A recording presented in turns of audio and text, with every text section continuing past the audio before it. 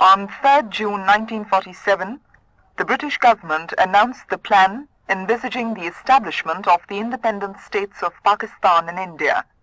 In his broadcast speech from All India Radio, the Quaid Azam said, "I'm glad that I'm afforded the opportunity to speak to you directly through this radio from Delhi. It is the first time, I believe, non-official has been afforded an opportunity to address the people through the medium of this powerful instrument direct to the people on political matters. It augurs well, and I hope that in the future I shall have greater facilities to enable me to voice my views and opinions which will reach directly to you, life warm, rather than in the cold print newspaper. The statement of His Majesty's government embodying the plan for the transfer of power to the peoples of India has already been broadcast and will be released to the press to be published in India and abroad tomorrow morning. It gives the outlines of the plan for us to give it our most earnest consideration. We have to examine it coolly, calmly, and dispassionately. We must remember that we have to take momentous decisions and handle grave issues facing us in the solution of the complex political problem of this great subcontinent inhabited by 400 million people. The world has no parallel for the most onerous and difficult task which we have to perform. Grave responsibilities lie particularly on the shoulders of Indian leaders. Therefore, we must galvanize and concentrate all our energies to see that the transfer of power is effected in a peaceful and orderly manner. I must honestly appeal to every community, and particularly to Muslim India, to maintain peace and order. We must examine the plan in its letter and spirit and come to our conclusions and take our decisions.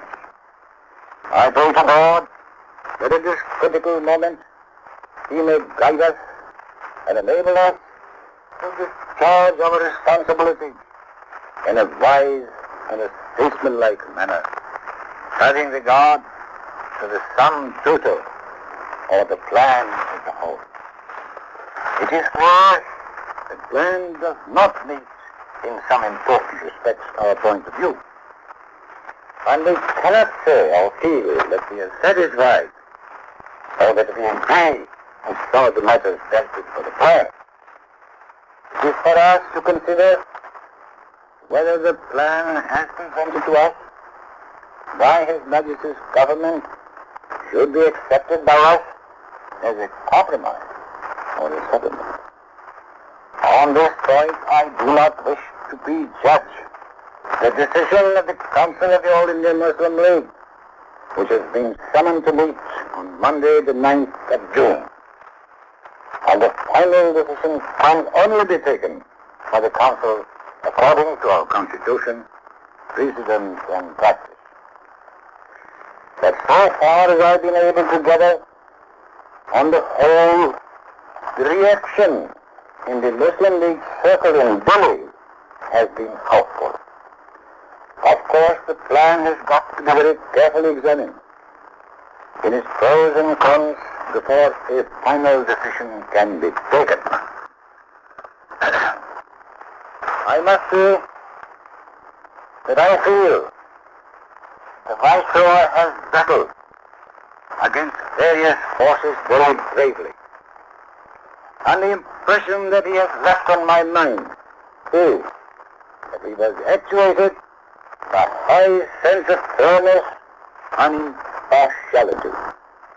And it is up to us to make his task less difficult and help him, now that the plan has been broadcast already, and makes it clear in paragraph 11.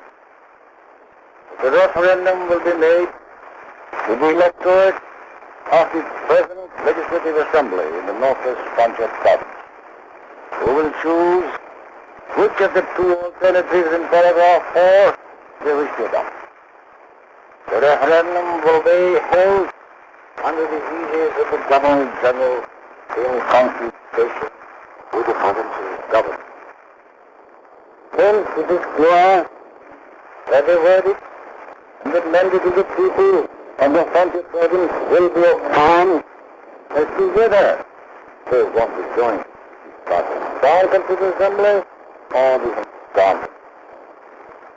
In these circumstances, I request the Provincial Muslim League of the Frontier Province to withdraw the movement of peaceful civil civilians which they have proposed to resort to, and call upon all the leaders of the Muslim League and the Muslims generally to organize our people with this referendum with open courage. And I feel confident the people of the frontier will give their verdict by a solid vote to join Pakistan. I cannot but express my appreciation of the sufferings and sacrifices made by all classes of Muslims, and particularly the great part that the women of the frontier played in the fight for our civil liberty. Without apportioning blame, this is hardly the moment to do so. I deeply sympathize with all those who have suffered, those who died, and whose properties were subjected to destruction. And I fervently hope the frontier will go through this referendum in a peaceful manner, and it should be the anxiety of everyone to obtain a fair, free, true verdict of the people of the country. Once more, I most honestly appeal to all to maintain peace and honor. Pakistan, Zindabad.